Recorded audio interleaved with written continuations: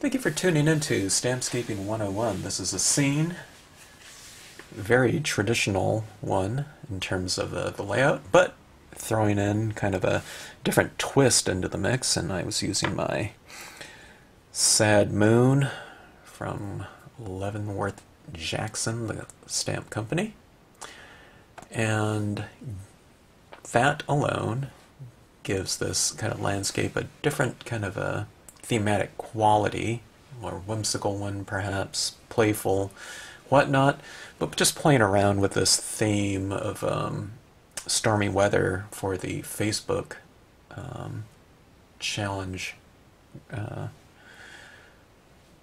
Facebook challenge, I guess. And stormy weather, we're thinking about, I don't know, rain, electrical storms, etc. But this is just one where I thought, okay, let's play around with the theme a little bit, and I have this moon that's crying, so kind of having these tears coming down here, and kind of causing these little ripples from the ripple stamps. You know, I kind of did it in a couple different sizes. And I don't know, that for me is kind of just a playful kind of interpretation of a given theme. And it's kind of fun to play around with different types of imagery in what might be considered more kind of realistic looking landscape stamps or whatnot.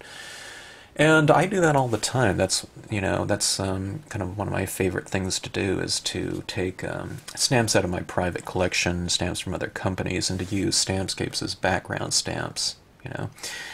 And that can be done with kind of any theme. You can use word stamps or whatnot in here, and, you know, you can use this whole entire kind of environment that I've stamped. And you know, it doesn't have to be all blue or something like that, but I'm just talking from a compositional standpoint. You can stamp anything you want up there, happy birthday or whatever. If you do it in blues like this, it could easily be kind of a holiday theme card, you know, in terms of creating snow. I won't do the teardrops falling down that like that, but anyways, it's just kind of fun to do, and you know, there's so many different ways to use your scenic stamps.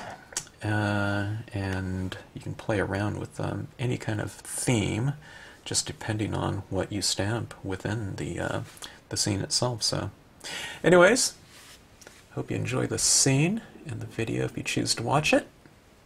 And thanks for tuning into the channel.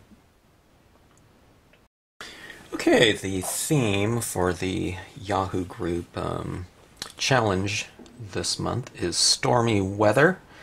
And I thought I would try something here, kind of a, I don't know, what would you call it, a traditional maybe composition, but just throwing in a twist, okay? And what I was thinking about, I wanted to stamp out this little moon that has a face on it from Leavenworth Jackson, the company, stamp company. This is an old stamp from, I don't know when it was, but there's no indexing on this wood here. It's just the rubber applied to the old traditional foam style block, and that's been rubber stamped on there. But I always like her kind of curated selection of designs and their lineup. But what I'm thinking about doing is adding that moon in there, and whenever you do that, whenever you add in, like, say, something like a moon with a face as opposed to, you know, a moon like that, maybe considered more realistic, I guess, your scene kind of takes on a completely different, I don't know, kind of theme, not theme, but kind of a different spirit, I guess you can say. It's, you know, it's, you've moved it into kind of a more whimsical type of situation, and I like that. You know, I like using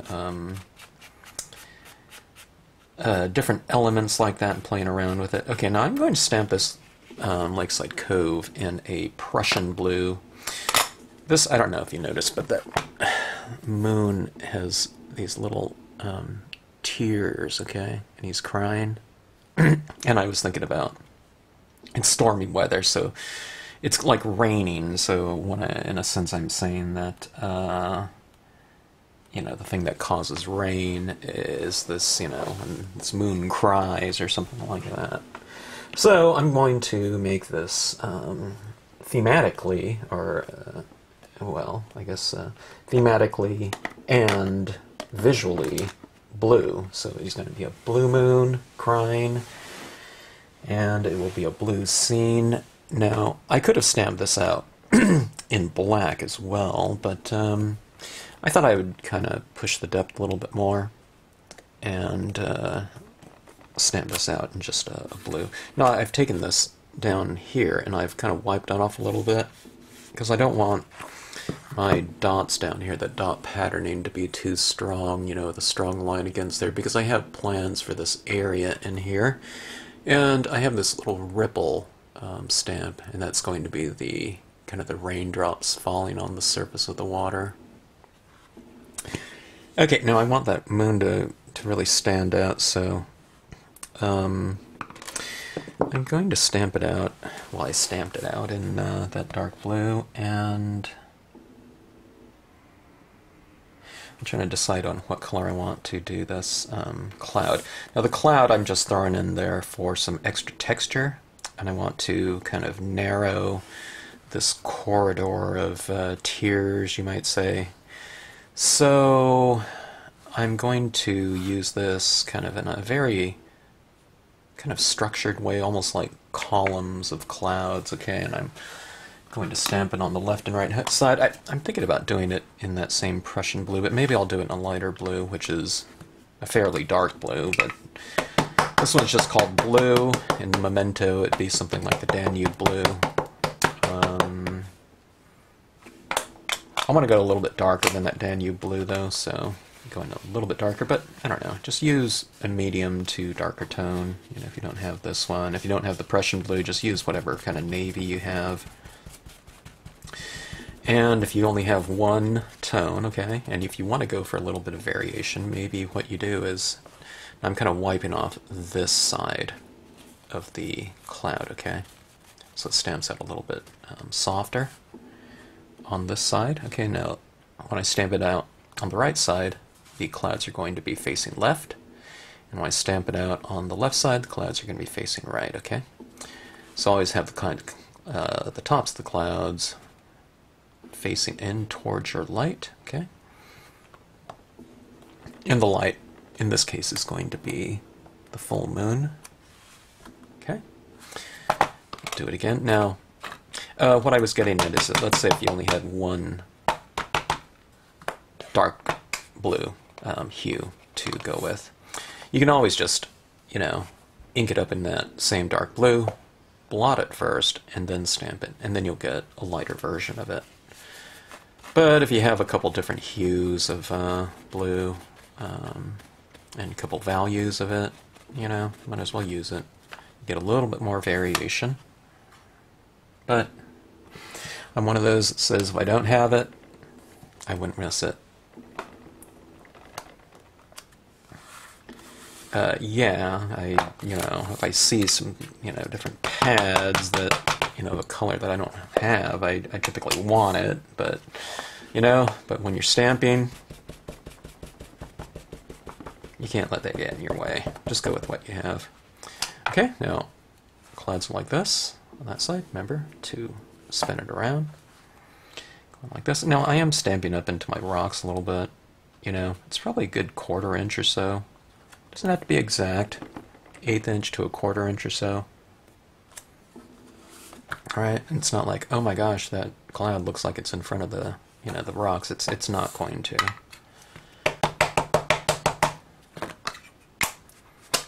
Unless you stamp that, you know, Lakeside Cove lighter and the clouds a lot darker, then you might see, you know, some kind of textures that you might not want in those rocks. But in the end, we're going to be adding a lot of different tone to this, so you don't need to worry about that. And same thing down here on the trees. You know, if you wanted a little bit lighter around the trees, then you can wipe off some of this part. Alright, but go right into your trees. Now on this one I'm going right on down, you know, that whole, what is it, I don't know, 1.25 inches of the trees. with my cloud stamp, so it's stamping right over the top of them. Alright, now we have this nice corridor of clouds. It, doesn't look realistic, but what I'm doing is I'm setting up a kind of a stage, for this moon to go. Alright?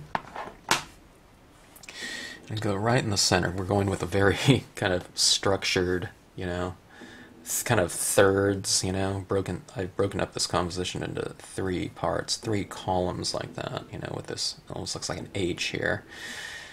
Normally I wouldn't stamp that so, kind of dead set in the middle. It's a little bit higher, but for the most part it's centered. It's because I wanted this moon to go up here, and I want there to be some space for some teardrops falling down, and then I want some different types of things going on down here, so I just spaced it equally. I don't want to have one thing, one area more dominant than the next, like such as, dividing that up into like the rule of thirds or something like that. Okay, now I'm going to stamp that. My moon's going to be my subject matter, so I'm going to stamp that out in black. Okay.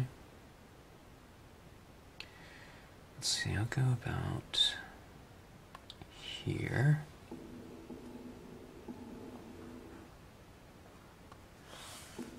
Alright, so it's in there crying.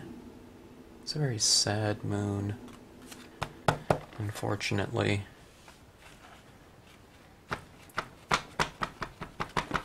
It's been a long time since I've used this.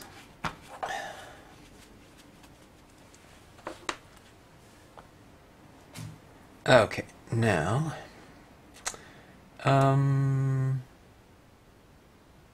let's do some toning. Okay, I was going to stamp out some other things that'll be going in here, but let's get some tone around it now.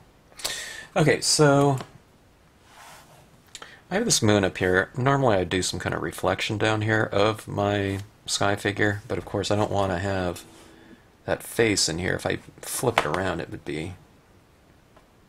might be okay, but that's not what I'm going for. I'm going for those, this ripply water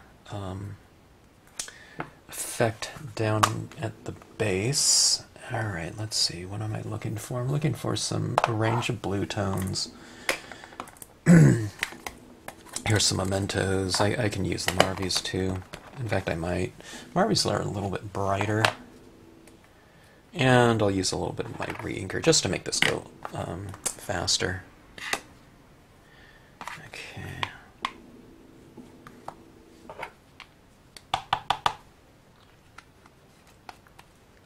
One of the inks, I don't know, personally that I would always recommend getting is your favorite really light blue. I like it really light and as bright as I can get it.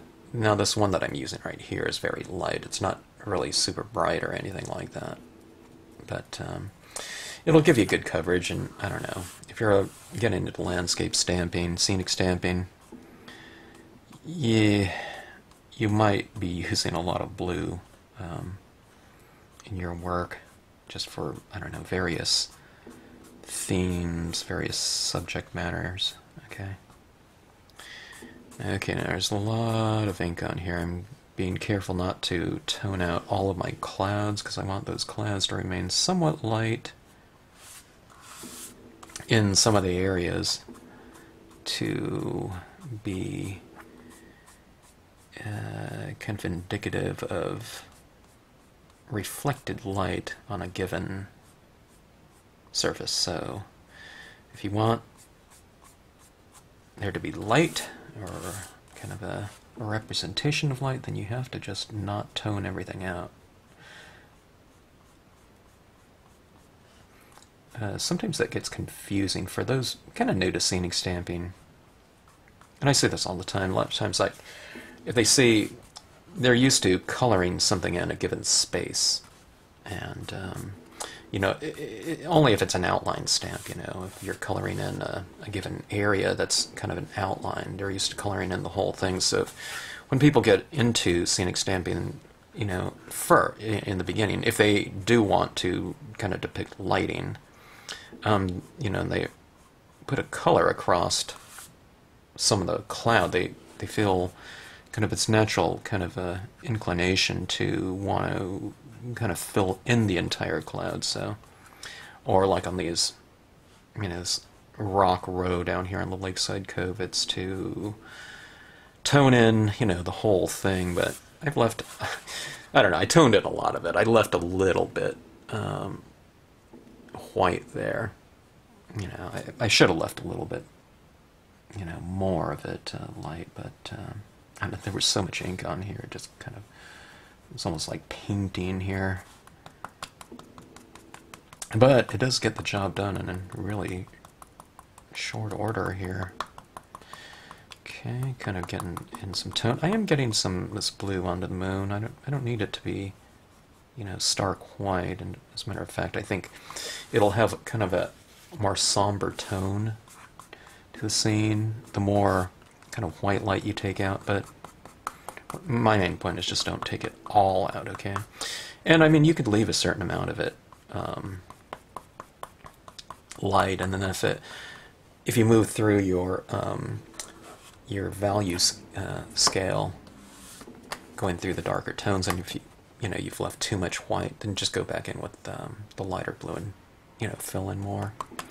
Okay, I'm going to use some of the actual summer sky Memento now. It's not much darker than, or it's not reading much darker than the color that I just laid down. First of all, because there's a lot of the aqua re-inker still in this, but it's not a big jump in value anyway.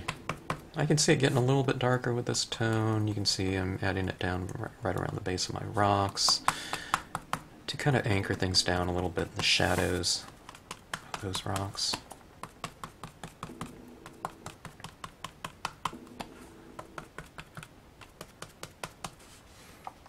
This is going to be a really simple composition, but hopefully kind of playful and, you know, just a kind of a twist on things. You can do this, you know, how many people are going to have that moon in their collection? If you've been stamping for a while, you might. But, I don't know, you can do any kind of thing. Put something, maybe not, that's not very, you know, you wouldn't think to, but just have it kind of hovering up in the sky. Have it kind of coming out from behind some clouds. Have an angel or something up there. And you can do this type of thing. Could be coming out of clouds. Maybe you have more clouds up there. Maybe you have one kind of down here, up here, and you have something coming out from kind of within, you know? And I've done that on one of those recent videos featuring that angel from Marks of Distinction. Isn't that a cool rubber stamp company name?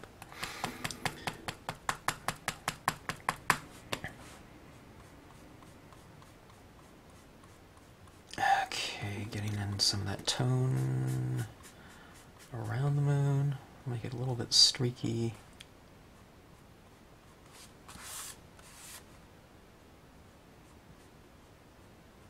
Getting a good saturation with that first color allows these kind of darker colors to really spread very nicely. You don't really need a, I kind of liken it to, as far as the experience goes, of kind of blending these colors around, you know. If you kind of get a good saturation with your first tone, your lightest one, it's almost like you can use, you know, your sponging applicator almost like a blending tool too, because the paper gets a little bit saturated with ink. Of course, this is on glossy cardstock, but I've done it on matte too, and it really does move around a little bit. That's kind of a coated matte probably, where it's not going to be so absorbent. Okay, so he's looking kind of blue. The clouds are looking a little bit happy though with those brighter tones. It sounds like it's a Bob Ross, it's a happy cloud. But, alright, let's move on up to a darker tone here. This is the Danube blue, kind of a navy blue. We'll go with the Marvies too. The Marvies, The Marvies will look a lot darker. You know, I don't know if they are in terms of value, you know, a lot darker than this, but they're thinner in terms of their viscosity. So this is getting pretty, you know, moist in terms of the surface quality at this point in time. The pulp of the paper is starting to take on more ink, so it's a little bit less absorbent when you go onto it with this thicker kind of style of ink. It's not all Memento, it's just about every pad company, brand, other than Marvy. Marvy's kind of the thinnest, I think. And I've mentioned this before, that's why they use those kind of a different pad material. It's a really dense foam that they use.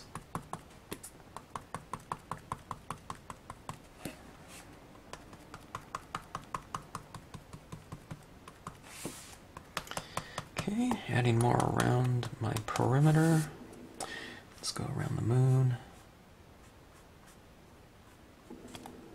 My sky is looking a little bit too kind of uniform, so I'll add in some streaks and then leave some areas kind of light or lighter.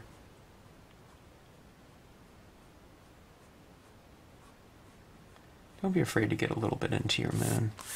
I wouldn't add like a really super strong streak, but you know, kind of just, if you have a really light touch and you don't keep re-inking this, you can get, you know, different variations of value, okay? Especially as kind of you add this in, one streak, you know, it doesn't leave very much of a mark. It's very light, okay?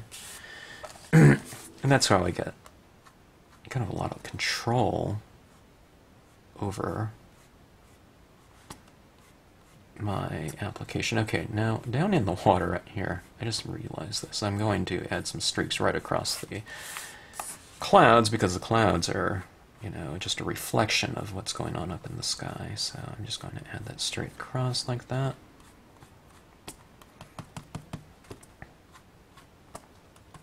See what I've talked about in the past, it's kind of an oscillation of light and dark in given areas, just by streaking in some areas and leaving kind of other areas just as is. It's really easy to do.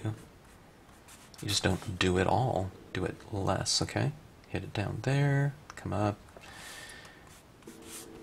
It's looking a little bit too streaky for me right now, but I don't know, just keep working them. You know, if you want one kind of area to kind of widen, then just kind of keep going over that area, and it'll fill in some areas.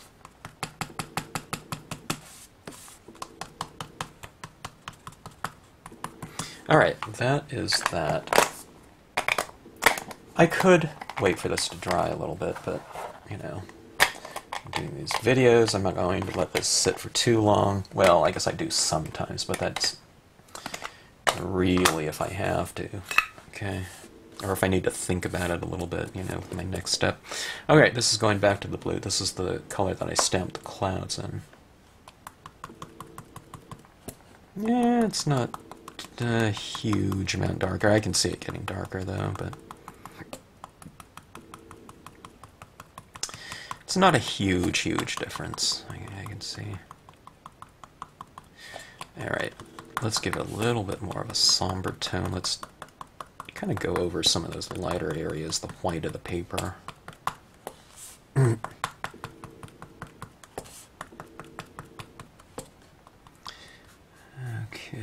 now with the Marvies I have to be a little bit more careful because it will soak in faster just due to that kind of thinner viscosity, okay?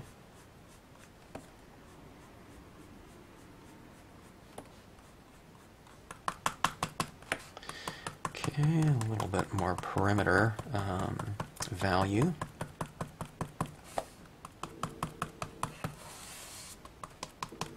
I want to really contain this composition and really get us to kind of focus in on the moon.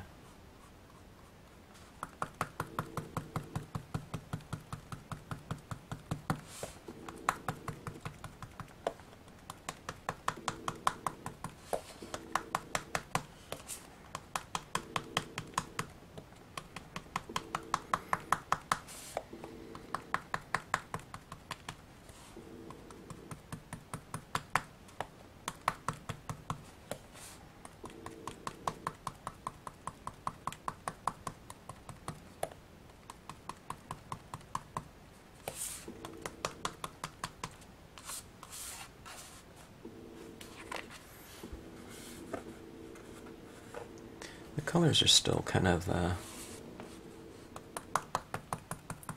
they're not very somber, I would say. Or the values, maybe. We'll go to black with this, and that might do it. I'm not sure.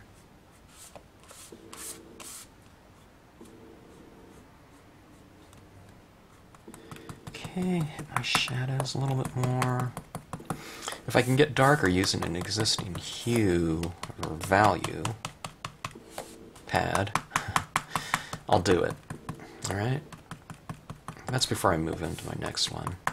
But I usually try to achieve kind of a full saturation and value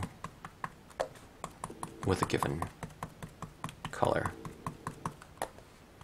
before I move on to my next. So I think we're almost there. There we go. Knock that cloud down a little bit.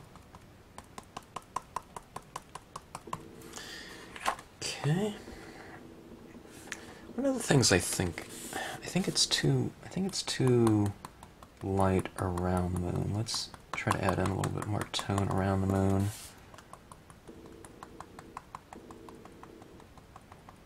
I think it's in too light of a sky, so add a little bit of tone or value.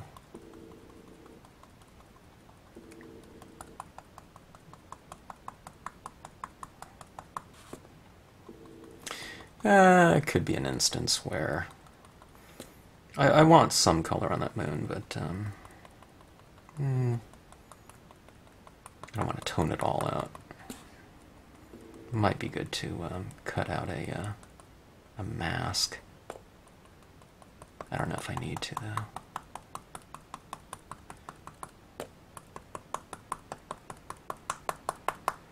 Okay, that looks better, I think.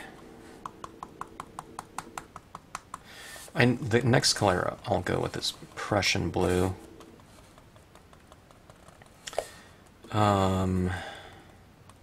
Very, very thin and dark. As you can see, it still really stands out in terms of the Lakeside Cove there. And I've added down a lot, this color right now. This light blue. This darker blue. Sorry, this navy blue, I guess, or whatever.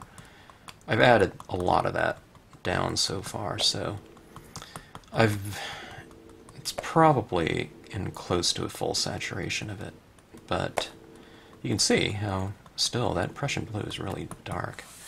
The Prussian blue is also, the impression was made on a dry piece of paper where I'm going over other tones with this, and I'm maybe not getting an exact full saturation of this blue, but pretty close. But you can see just how dark Prussian blue is. Let's see, the Adirondack line of inks. Do I have it? Yeah, the denim used to be pretty dark as well. I'm trying to think of another color blue that's as dark. I'm not sure. I'm not real familiar with every line of inks out there, but I don't know. That's another one that I really like using. Kind of the darkest version of one of my most common colors, and that would be blues. So I like having a full range of blues. There used to be this line of pads called Vivid, like Clear Snap, I think, right? And I still have mine, but those ones, there must have been maybe 7 types of blue. There were a lot of like turquoise types of things, and maybe slightly violets, when you're going into the reds, but yeah, the turquoise is when you start moving in blues into the yellow greens, as far as like the color wheel goes. So I really like that they had all those those variations, you know, of a given hue.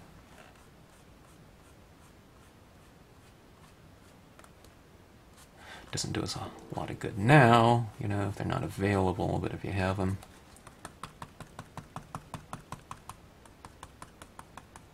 You have them, and, you know, they're like mine. I mean, they're pretty old, but they still work really well.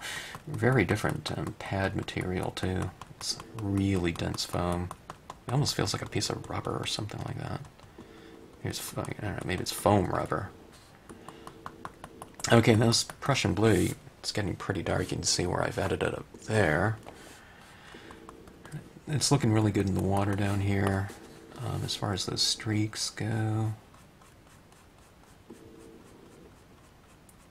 The darker you take it in your scene, too, you know, the lighter your moon will seem by contrast, even if you put, you know, a little bit of tone over the top of it.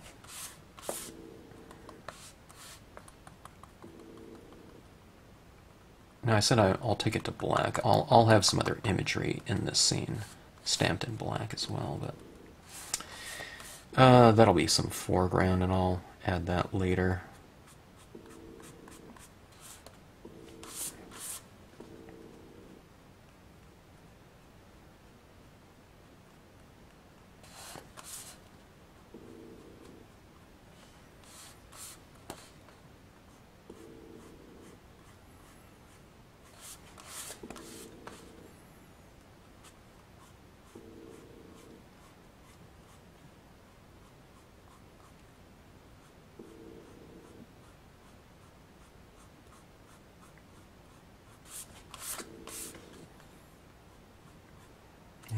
That streakiness right there too much. Too harsh. Let me try to knock that back a little bit.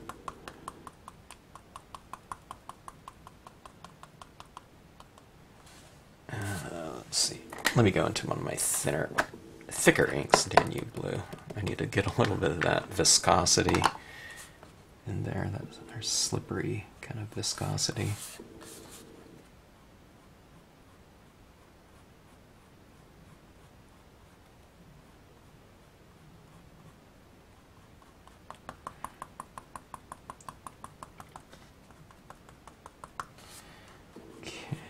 Yeah, that did the trick. Get a little bit of your thicker ink back in your kind of applicator there.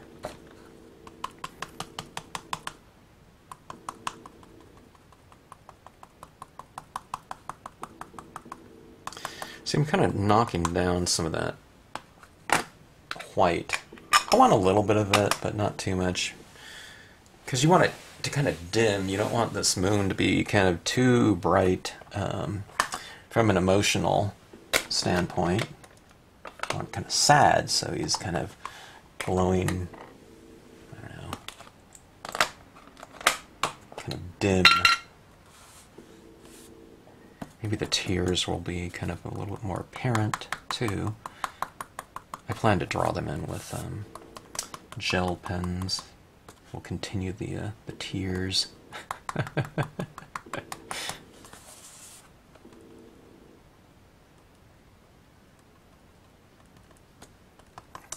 Okay, now this is going on with the black. Okay.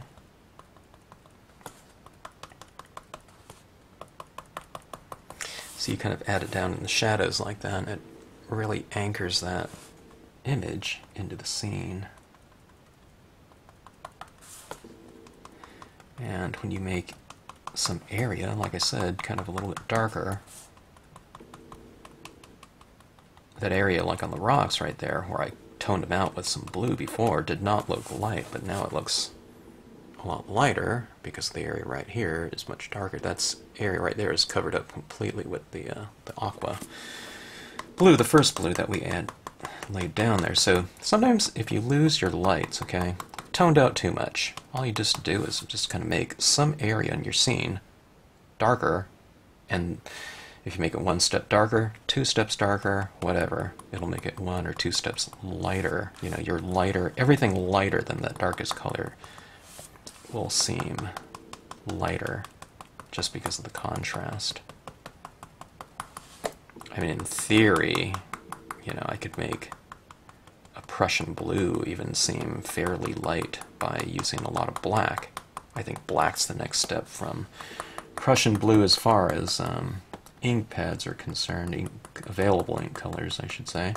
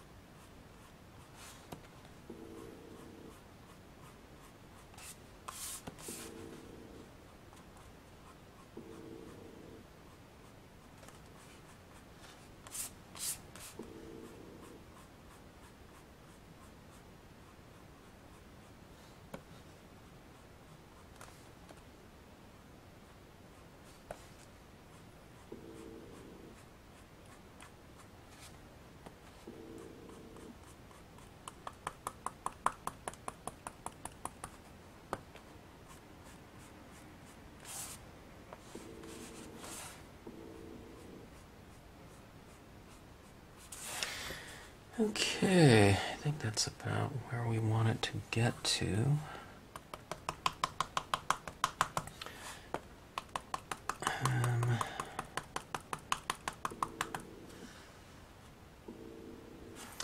Looking at it down here, I guess that's about okay. Now let's go with the with these water ripples. I think I want the larger and smaller one because it looks like there is going to be some perspective in here where we have larger and smaller shapes. Let me go see if I could find my smaller one of this as well. Okay. Ripples large, regular ripples. Alright, they're going to be going down here. Now, they have to be visible, so I'm trying to determine... I'll be trying to determine what color to stamp them in. Let's see if the Prussian blue will be dark enough. I'm trying to make an assessment because it's hard to say over the top of something else. I mean, if it doesn't show up, I can always stamp it again in a darker color. But I'm trying to decide if I would need to go all the way to black. I think I will for down here for the larger ripples, but... Alright, now we don't want a kind of a real boxy stamp, you know, it is a rectangle, so just use the same technique as I did with the plaid stamp, and just what you do is just kind of blot this off around the edge with a dry paper towel. I'm kind of going on about right on the edge, but probably about 1/8 of an inch into the image, okay? And just light even pressure. Don't squash and rock it around, you know, don't rock it back and forth. You always want to give with your impressions, you want a nice flat, even impression. You want to use, you know, decent pressure, but, you know, just don't squash it. And that looks okay, you know, there it is. In terms of there we go. There's those ripples. I'll put another one right here, and maybe down here, and then go for the larger ones down here.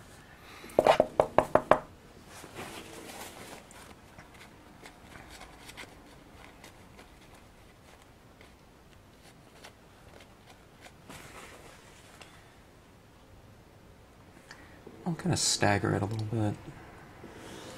A little bit higher, lower. Yeah, that looks pretty good though.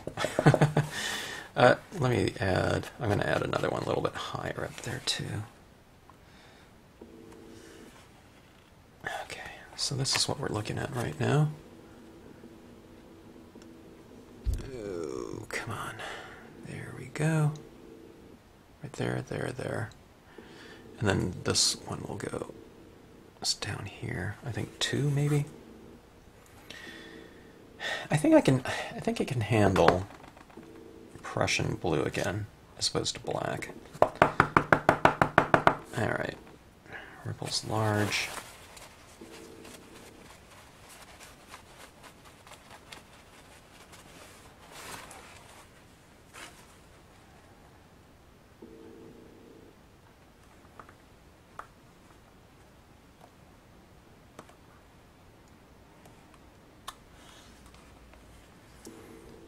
Okay, here we go. I'm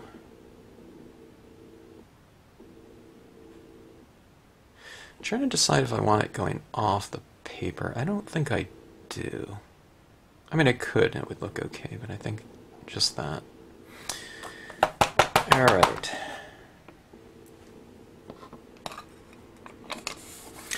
I plan on adding some additional foreground in here, but let's not do that right now. Alright, now, fine-tuning, okay? I think it looks fine just as is, but since this is a instructional video, why don't we just do this anyway? Because I like little details, but a lot of you have gel pens, you have alcohol markers, these ones are Le Plume Permanents, there's Copics, on and on and on. There's even watercolor pens that you can use here. But anyway, in the designs themselves, you can see those little ripples being formed, okay? Focus. Seems like this focusing is getting a little slower.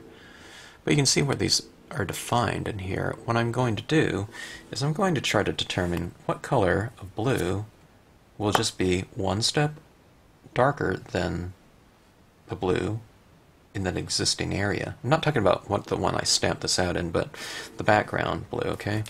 So let's look at that. That one's pretty dark, okay? That one's quite a bit darker than that tone, so maybe that's too dark, but yeah, that might be too dark too. Let me see if I have blue that might be more appropriate. This one's pretty light aquamarine and azure. Yeah, that one's about right, I think. Let's see this one. This one's really light. Alright, let's just play it safe. Let's just start off with the lightest one first. And I'm just kind of defining some of those shadows a little bit more. I do see it, but I'm not sure if I see it just because this ink is wet, and then when it dries you won't be able to see it at all. So, but if that's the case, you can always just go with a darker tone, right? So see, that's what I usually do with water ripples. I go with whatever color. If I wouldn't have stamped out that water ripple in blue if this were like a sunset situation or something like that with warm tones. I would stamp out these ripples in, you know, whatever, brown, red, orange, something like that, a color out of the color scheme, because, you know, shadows are usually just darker versions of that existing surface. So something like a blue like this, you go into darkness like this, right? This down here is darker blue than the lit blue up top. This isn't necessarily black right here, it's just another color of that blue, right? So that's the same kind of concept as, you know, doing shadows in, you know, in a darker version than your existing color. Okay, now that was that blue. Aquamarine. Going on with a little bit of a darker one here. It's slightly darker. It's not a lot darker. This one's yeah, the azure. Or is that the one that I just used? I don't remember. It looks darker than the first marks that I laid down, if it is. you know, don't color everything out. I'm just going over the kind of the defining dots of that stamp. I don't want to stamp everything out, then I won't be able to see that kind of ripple. But see, the ripples are a little bit more apparent, okay? There we go. When I add this down here, okay? Now, take a little bit further. Alright. Try to determine which one of these blues is... Well, they're both pretty dark. I'll just go really lightly. I'll just use the very tip here.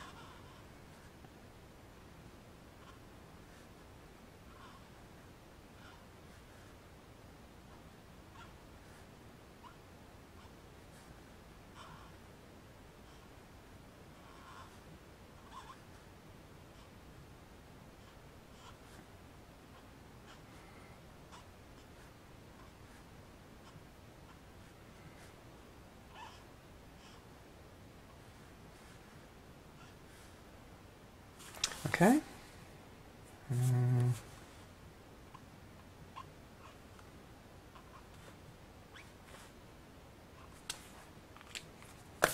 Okay, there we go.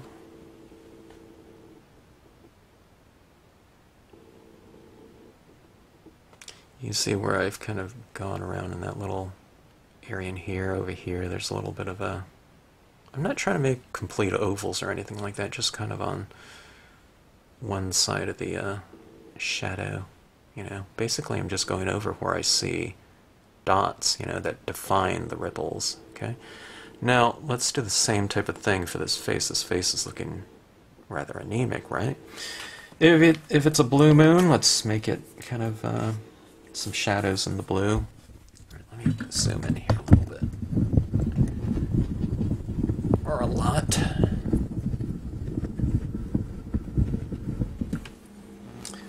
Okay, let's see. I'm just kind of going in like I did on the other one. I'm just kind of reiterating what I did with the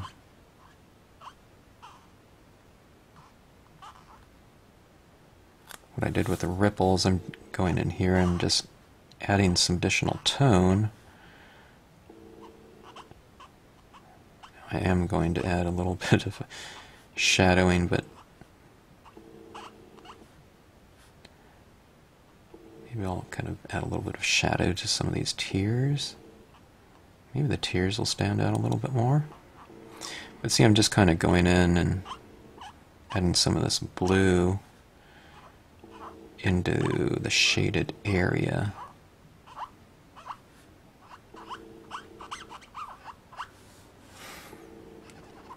Hit some areas down here in the rocks or in the shadows down here. Probably it's not going to really show up because this is really light against something really dark, but sometimes you go in and kind of enhance some things, some shadows, and some very detailed areas with something like a pen that you can't really, you know, do quite as easy with a, you know, sponging instrument. Okay.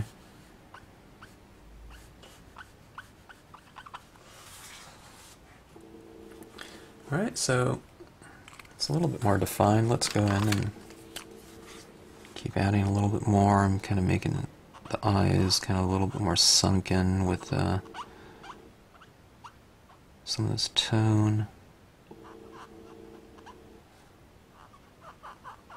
Defining the shadows a little bit more.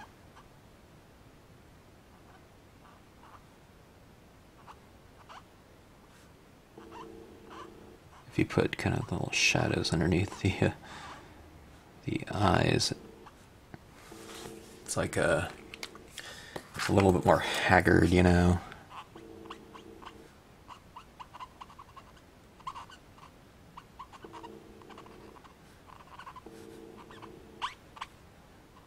Fraught with worry. All right.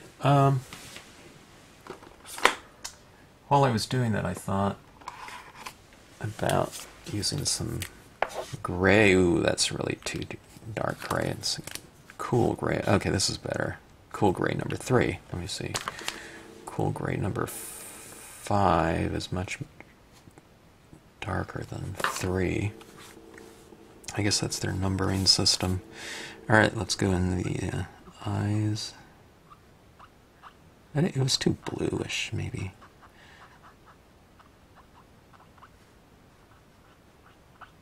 Maybe he has a kind of a grayish tone, you know. Someone's like, oh my god, they look gray, you know. It means they look really haggard. And I'm being careful not to go over it like the eyes, like the whites of the eyes.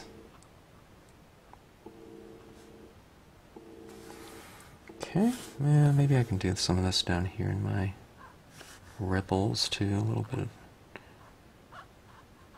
a gray tone.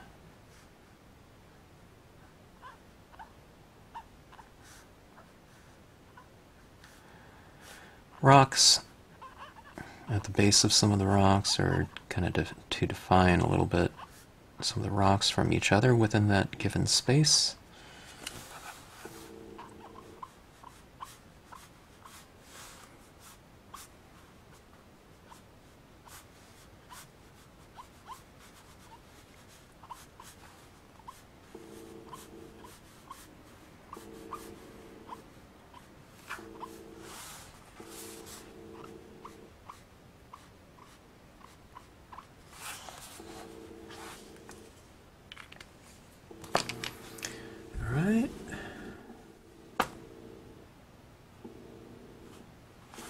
Kind of sad. Alright, I want to give that moon a little bit more definition. So, let's go in here. This is that darker gray. Let's add a little bit of the darker gray in the shadows. So I'm just kind of following what the design is showing me. When I say showing, I'm just kind of reiterating the shadows.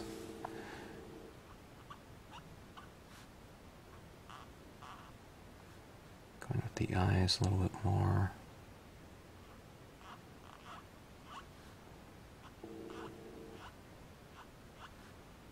Underneath the nose.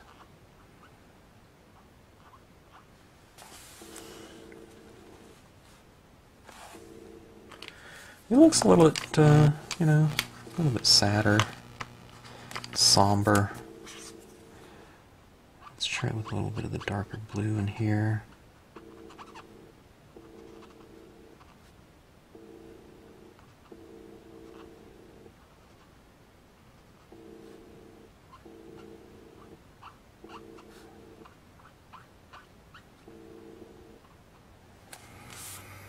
Okay.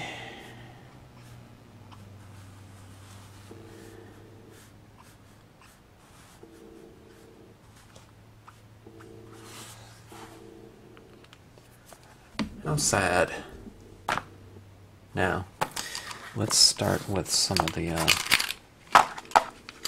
the really fun things here, which will be the tears.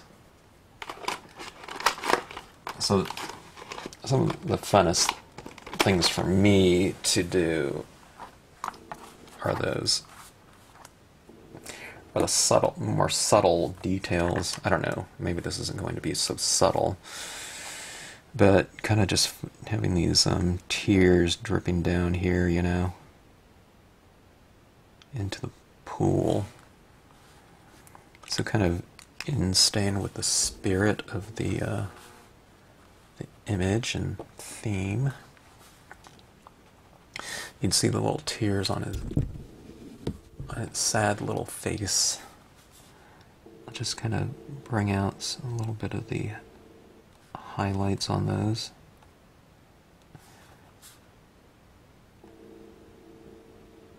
Okay. And I'll make these a little bit longer.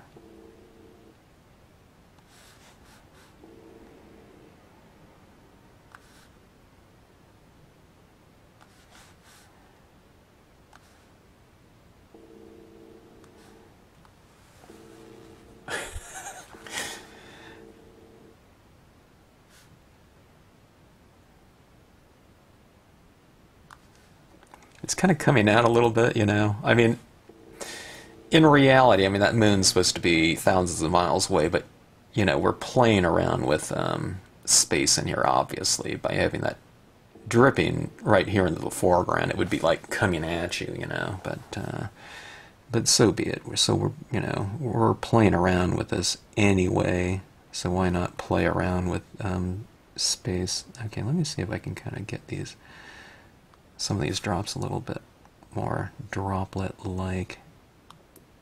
I'll kind of give it a little bit of a fatter base here,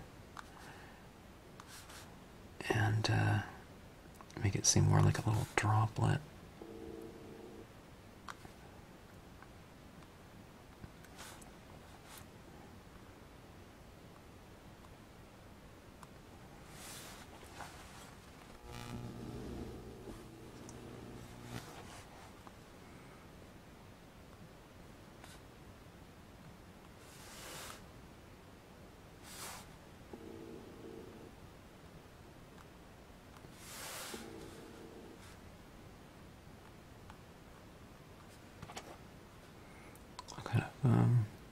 Do a little trail of a couple of these.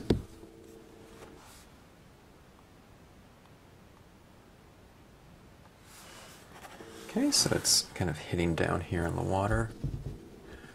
So let's kind of create a little bit of a relationship between droplets and the ripples, okay?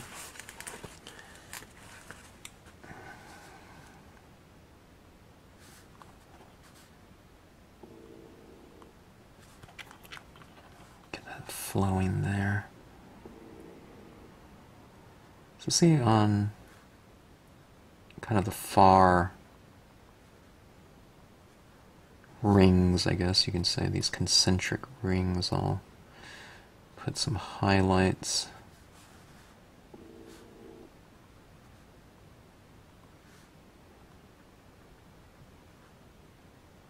Or on the back side of the ripple, maybe. That'll kind of make them stand out a little bit more.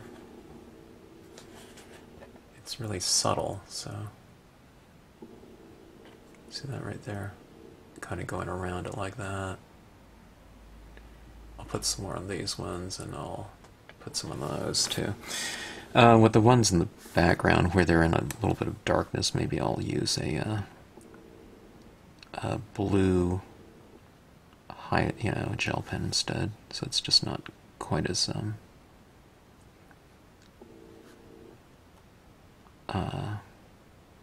obvious. This is kind of more of a, you know, a subtle detail.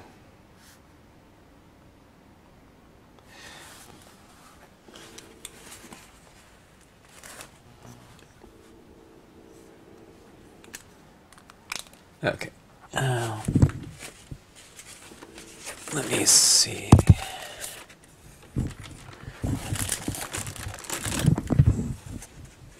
Okay, here we go. Very generic pen. It's a Shuttle Art.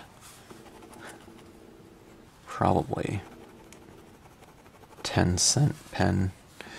Let's see if it shows up here, if it's dark enough for it to show up.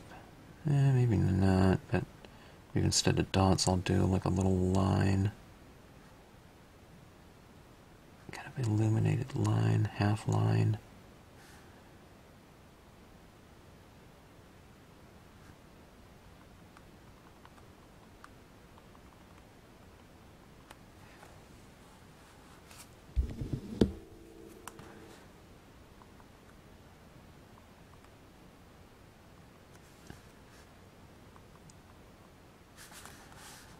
Down here, where it gets a little bit darker down here, right?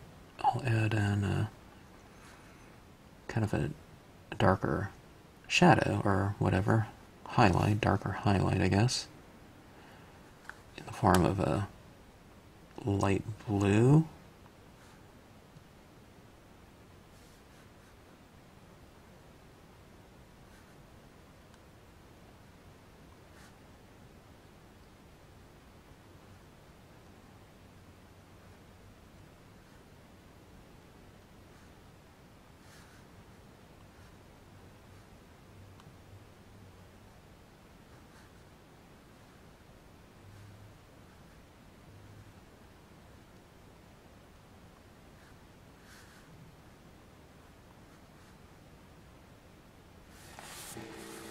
Okay, I think those are done.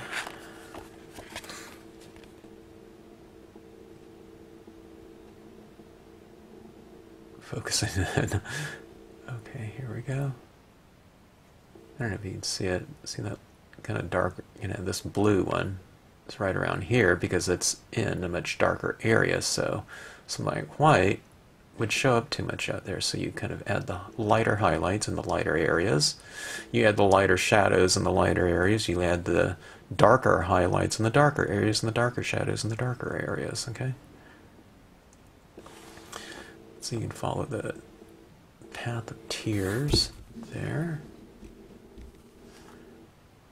Let me see here. Maybe I'll add a little bit of some highlights on some of these rocks with my blue pen in the darker areas.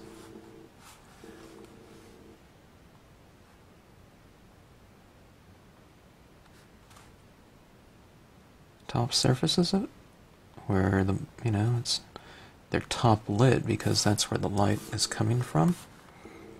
So put it on the top of the rock. It just kind of redefines the edge, the top part of that rock a little bit. Okay.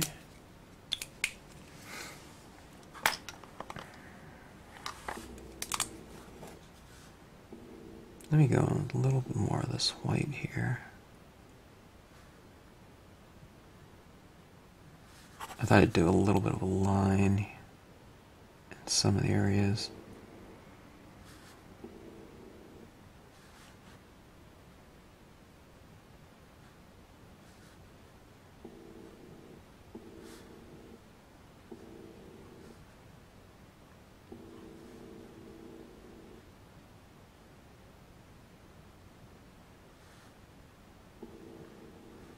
Okay, I like that more. Kind of having some of that line work down there. Okay, now let's go in and add that foreground in there, which should provide kind of a finishing touch to the scene. I was thinking the oak branch. Alright, let's segment here. Let's go with the VersaFine because we want it quite dark.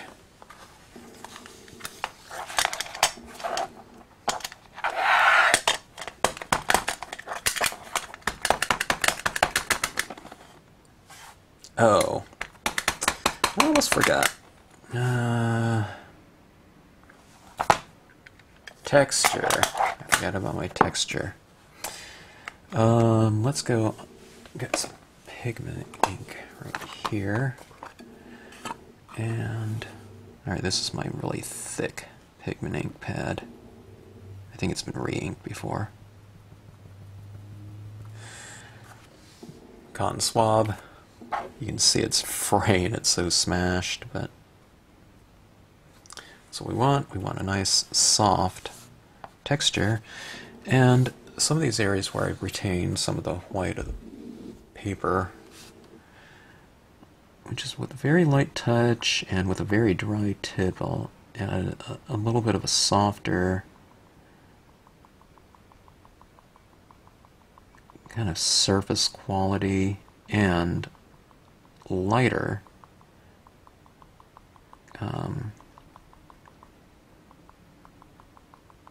it's not adding a lighter hue, but it's adding a little bit of a translucency over the top of it. See that? It's kind of it's more kind of misty, diffused cloud than over here. Let's add some of that down here. Now I can do this because I've retained some of that really light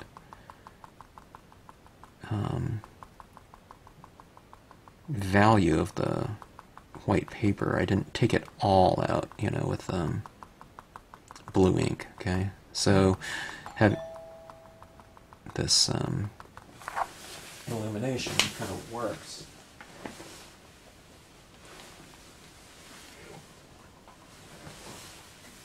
It's a doorbell. UPS just delivered. Okay, going in here. Alright, this is looking pretty good. Just in terms of that texture. It kind of finishes things off kind of nicely.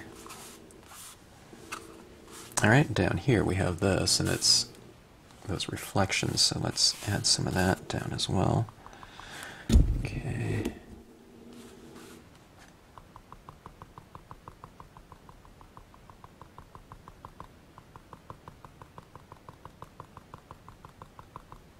I think my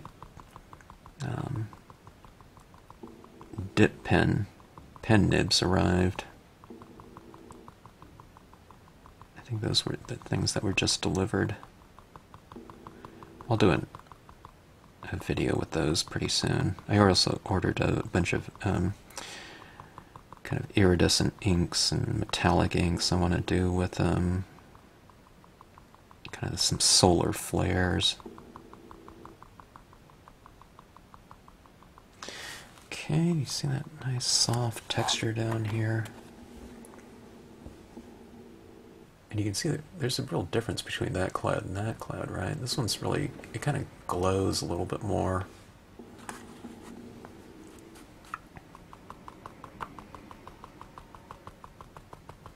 Maybe it's a good textural contrast too between,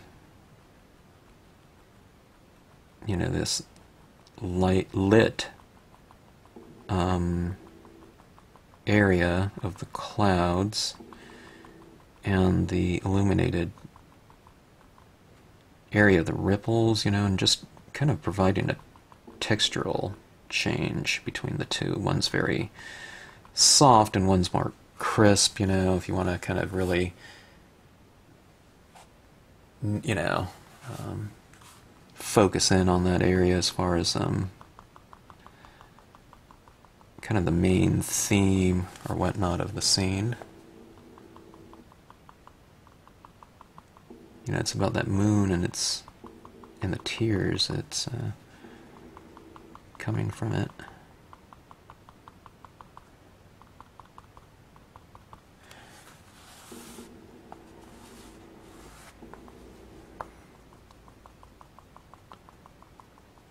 Let's illuminate this cloud a little bit more. When I get the right consistency on this, it's usually after I've kind of tapped with it a while, it really gets smashed and it gets kind of perfect because it's so smashed and kind of ragged. Alright, now I typically want to go a little bit lighter than I think is ideal, just because the pigment ink dries a lot darker than how it looks when it goes on wet. Okay, so you want to take it a little bit more than what you think you will want to go. You don't want globs and globs of it or something like that, though. But if you get globs and globs, if it's not brilliance ink that's going to really dry and set to permanently, you can still just wipe this off even after it dries. And that's as far as the Colorbox frost white pigment ink goes. Okay.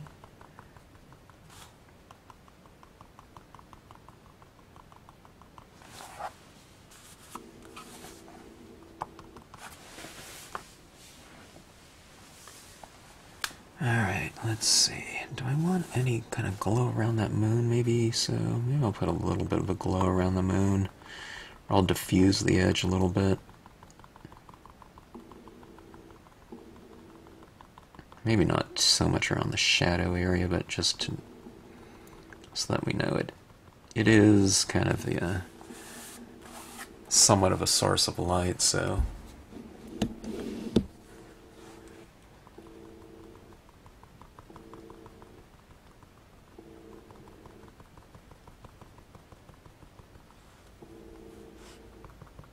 it's not glowing very strong, it's more of a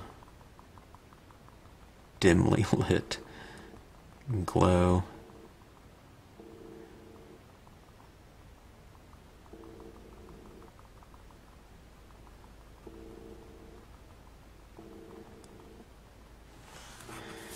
Okay.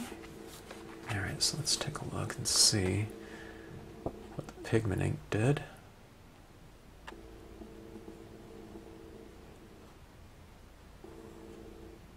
See, it looks like a nice, soft, fluffy cloud, right? Maybe I do want a little bit of this in the water. I really like this look. So I'll put a little bit of a kind of a foggy, misty surface to a little bit of that.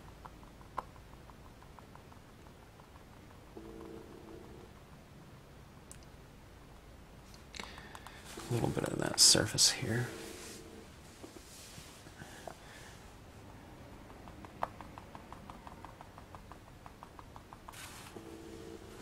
Alright, pausing. I need to go see if that was my package that I'm... Okay, that wasn't for me, unfortunately.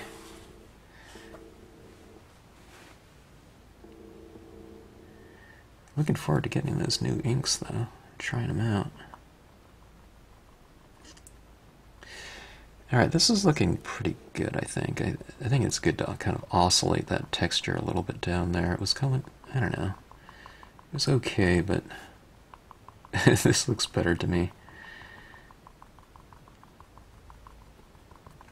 Whenever you kind of add this down, it kind of takes on a little bit of a kind of a dreamy quality, you know, having kind of this illuminated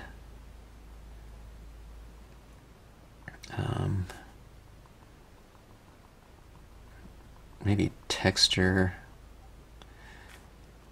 I mean, it's supposed to represent light, but you know, in reality, on a two-dimensional surface, it's just representing that, so it just kind of becomes light.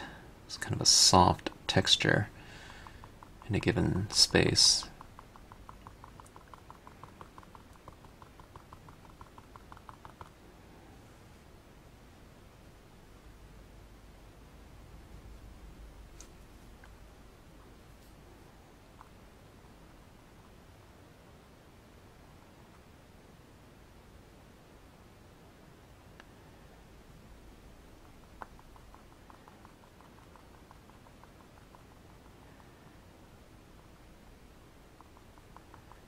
Yeah, that looks pretty good, I think.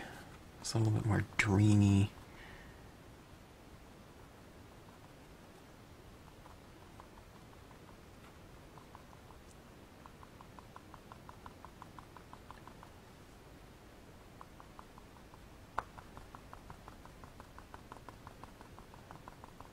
I mean, it wasn't, I don't know, 10 minutes ago I was thinking that kind of foggy, misty touch will provide a nice contrast against the crisp, but, you know, so much for that.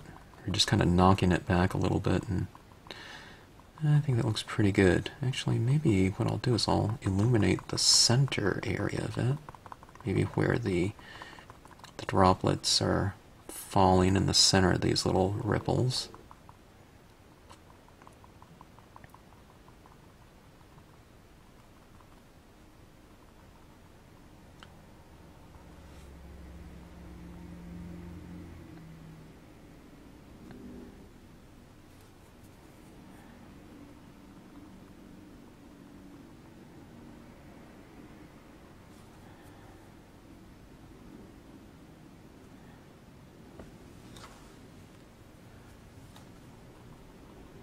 Yeah, it's a little bit too light, but they're going to dry darker, so...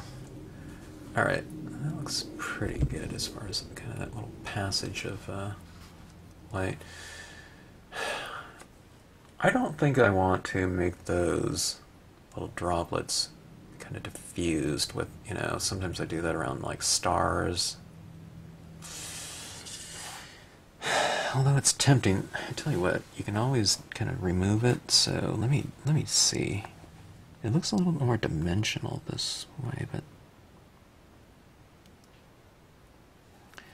Alright, this tip is way too smashed for that. Let me remove that here. I'm using the other side here now.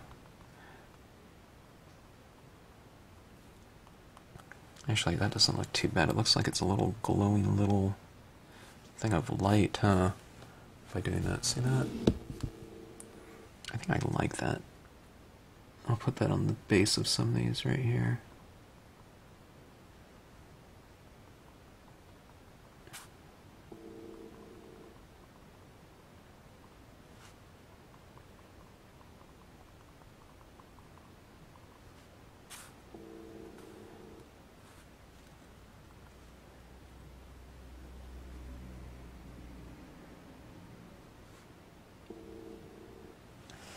Okay, it's like little glowing little sad teardrops.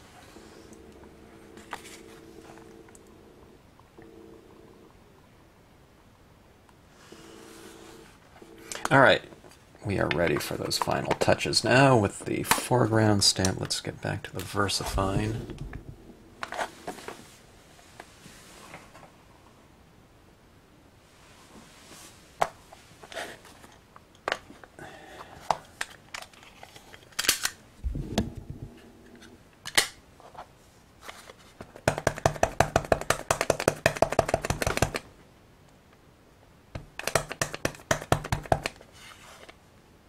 Okay,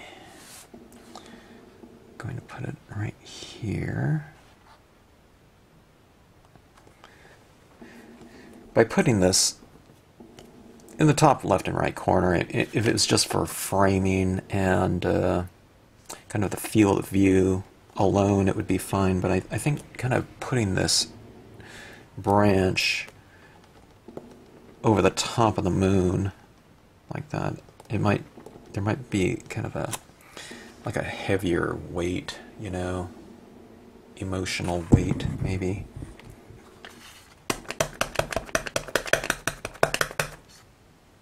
And thus it'll add to the kind of the theme. All right, I don't want it to go. Sometimes I put the moon definitely behind like a branch or something like that, but I don't want this, you know, branch to make it look like the moon has like this wig on or something like that. So I'm going to stay away from overlapping. I think I did. Yeah. Okay, so something like that.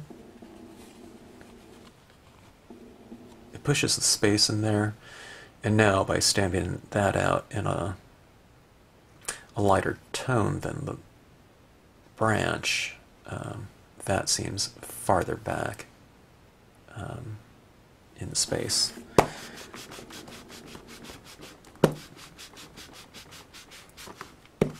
Alright, let's do the same thing down here with some additional textures.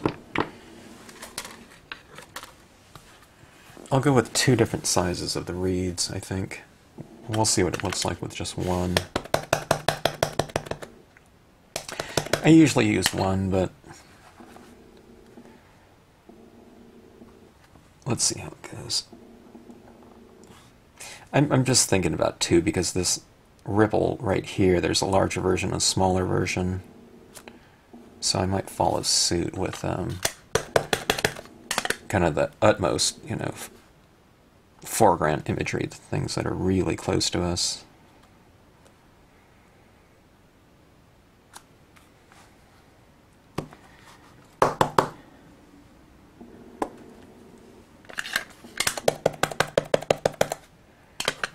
Images like that, there's a lot of fine little areas up there, so I kind of move my pressure point down a little bit so it's not on those top ones, okay? If I put too much on the top, it gets smashed tops, right? So I'm gonna put my pressure down lower like that, somewhere like that, and we get nice crisp blades on the top portion, okay? Especially when you're using a really thick ink like this. Okay. Yeah, it looks pretty good. It's using scale in kind of the most, I don't know if it's a minute detail, but it's something that people won't think about, but I don't know, it just changes scale a little bit like that, so you get a little bit of that kind of depth in the foreground as well. Maybe I'll go with another one like that.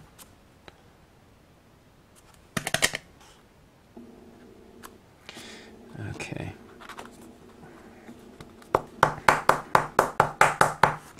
Too bad for that moon.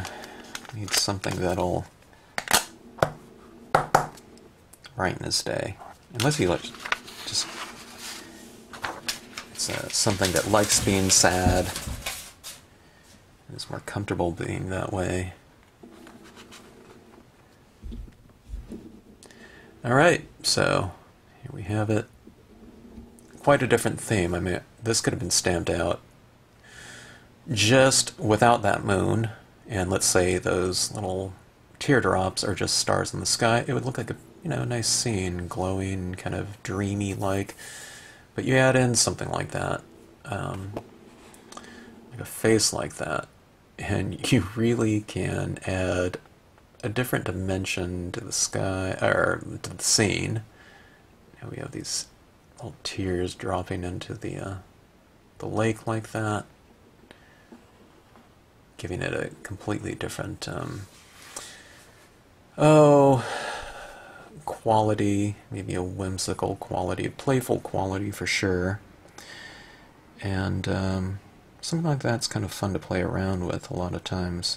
So you can, if you have like an eyeball or something like that, you know, you don't see a lot of those companies that have that type of imagery around anymore. But I don't know, a place like Leavenworth Jackson's still out there. I think I saw her website.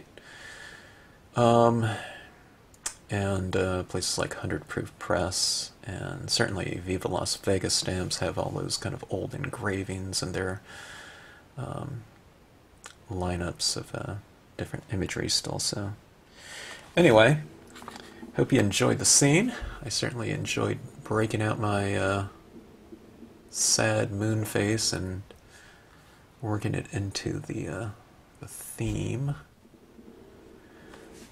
for the Yahoo group, and I don't know, gives me an excuse to kind of just play around with things a little bit and open it up as far as kind of thematic components for a given scene, giving them a, you know, quite a different look, I would say. So thanks for watching, hope you enjoyed it, and that is my, what did I say it was? Stormy weather. Thanks for watching.